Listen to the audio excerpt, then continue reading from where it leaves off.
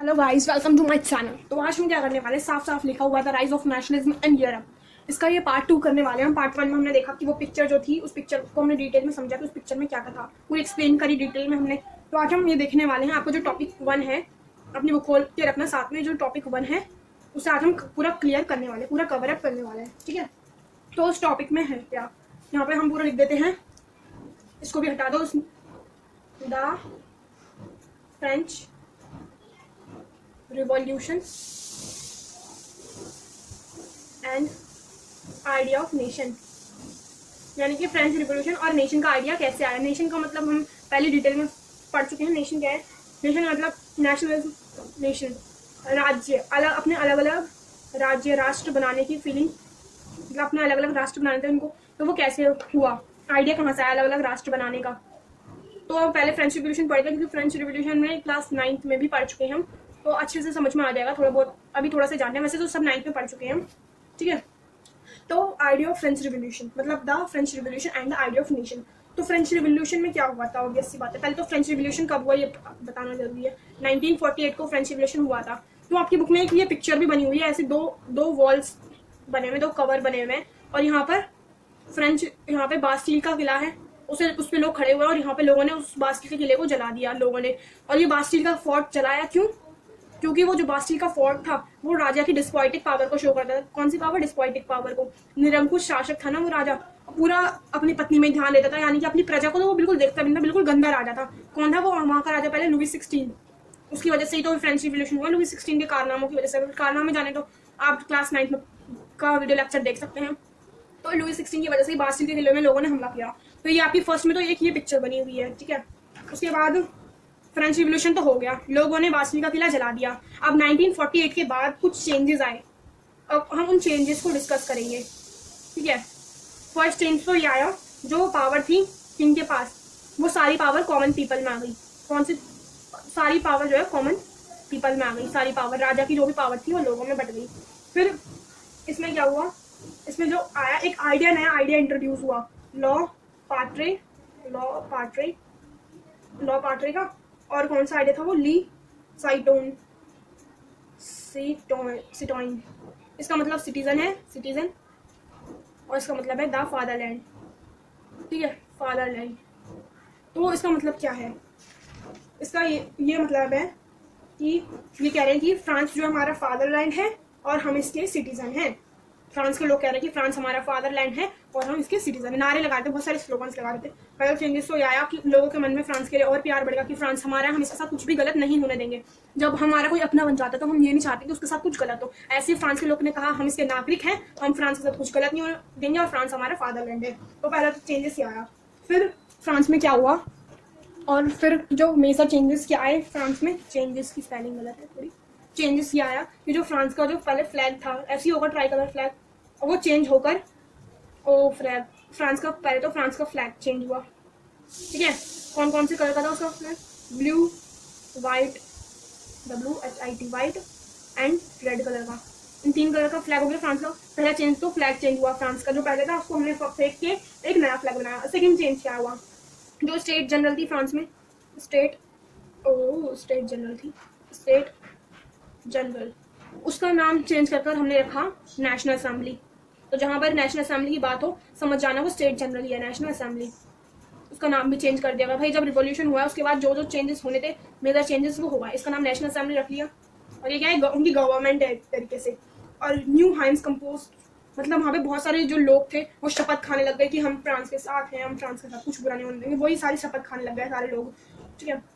और जो internal duties and dues थे उसे भी अबॉलिश कर दिया गया। यानी कि जैसे कि यहाँ से है, यहाँ पर कोई इंसान खड़ा है, ठीक है, उसको कहाँ जाना है? यहाँ पर जाना है अपना सामान लेने। बीच में जितने भी राज्य आ रहे हैं, बीच में जितने भी देश हैं, उसको यहाँ जाना है।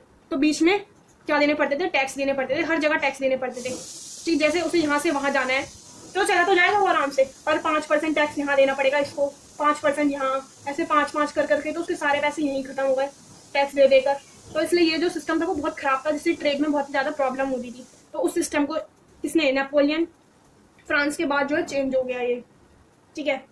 और उसके बाद क्या हुआ? यूनिफॉर्म सिस्टम आ गया, मतलब यूनिफॉर्म मार्च वेट। पहले वहाँ का मार्च भी अलग था, पर अब यूनिफॉर्म मार्च वेट हो चुका है। ठीक है, यूनिफॉर्म मास। से 1 किलो एप्पल है एक स्टेट में, जैसे यहाँ पर मान लो असम, यहाँ पे उड़ीसा मान लो, उड़ीसा, वहाँ पे यहाँ पे दिल्ली मान लो, ठीक है। वैसे 1 किलो एप्पल 1 किलो में 4 एप्पल आते हैं, और यहीं पे अलग अलग स्टेट में यहाँ पे 6 आ जाएंगे, यहाँ पे 7 आ जाएंगे। तो ऐसे अलग अलग अनयूनिफॉर्म मास था, मतलब यूनिफॉर्म नहीं था। पर जो वो क्या बोलते हैं, जैसे रिवोल्यूशन हुआ उसके बाद असम में, उड़ीसा में, सब में ही 1 किलो कर दिया। ये एक एग्जाम्पल है, ऐसा हुआ नहीं था, ये एग्जाम्पल है। फिर सब में 4-4 सेब मिलने लग गए। ये एप्पल का एग्जाम्पल है, कोई और एग्जाम्पल भी आप ले सकते हैं, ठीक है। यूनिफॉर्म मास कर दिया गया फ्रांस रिवोल्यूशन के बाद।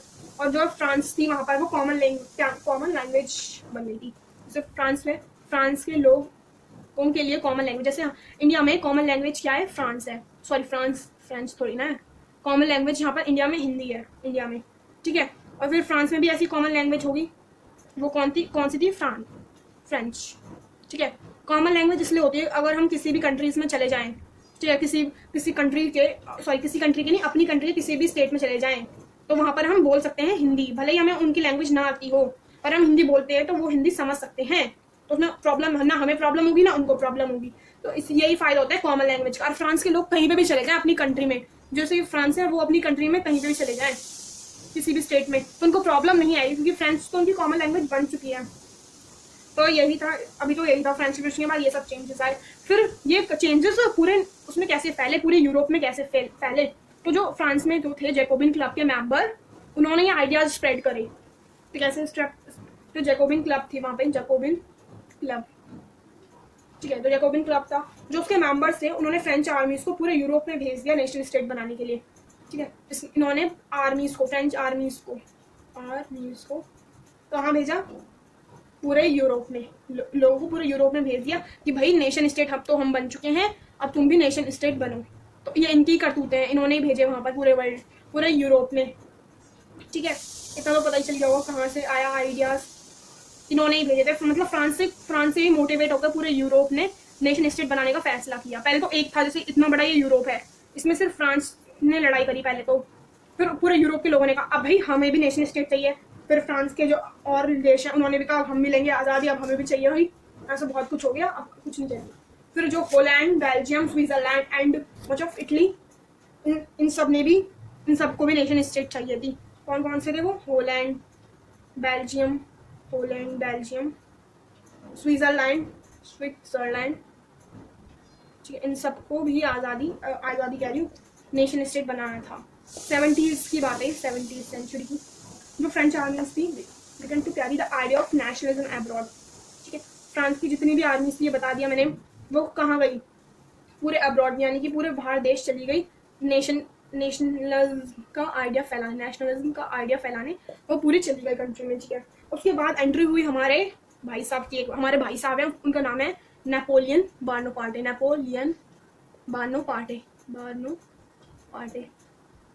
ठीक है, नेपोलियन बोनापार्टे। ये कौन थे, ये आपने इनके बारे में जाना भी था। ऐसे इनकी पिक्चर बनी रहती है, घोड़े पर बैठे रहते हैं थोड़ा ऐसे ही, क्राउन। इन्होंने अपने आप को फ्रांस में एम्पीयर भी घोषित कर दिया था, अपने आप को खुद ही राजा घोषित कर दिया था, ठीक है। इन्होंने अपना एक फर्रा निकाला, इतना बड़ा एक पेज निकाला, चार्ट कह सकते हैं जिसे आप, वो निकाला, उसमें उसका नाम दे दिया सिविल कोड। क्या नाम दे दिया, सिविल कोड। इन्होंने कोड बनाया, और सिविल कोड को हम नेपोलियनिक कोड से भी जाने जाते हैं, नेपोलियनिक कोड के नाम से भी जानते हैं इसे, ठीक है। तो 1 मार्क में बन सकता है क्वेश्चन, सिविल कोड को हम और किस नाम से जानते हैं, तो वो है नेपोलियनिक कोड, ठीक है। इतना होगा। अब इस कोड में क्या, नेपोलियन कब हारा था, 1815 में, और आया कब था, 1804 में। तो ये भी जानना जरूरी है, 1800 से 1815 तक नेपोलियन चला। तो ये सिविल कोड 1804, इसको हम सिविल कोड ऑफ 1804 कहते हैं, सिविल कोड ऑफ 1804। तो इसमें कुछ नेपोलियन ने कुछ चेंजेस करे थे, जो कि पूरे यूरोप को ही पूरे फ्रांस को मानने होते हैं, पूरे यूरोप को, सबको ही वो आइडियाज, कोई उसके आइडियाज चेंज नहीं कर सकता था। तो मैं यहाँ पे उसके वो लिख लेती हूँ, नेपोलियन के सिविल कोड में क्या क्या, ये नेपोलियन के कुछ अच्छे काम है, नेपोलियन के बुरे काम भी है और अच्छे काम भी है, हर किसी के अच्छे भी होते हैं, बुरे काम भी होते हैं। तो ये नेपोलियन कोड ऑफ 1804 के नाम से जाना जाता है, सिविल कोड या नेपोलियन कोड कह सकते हैं हमसे।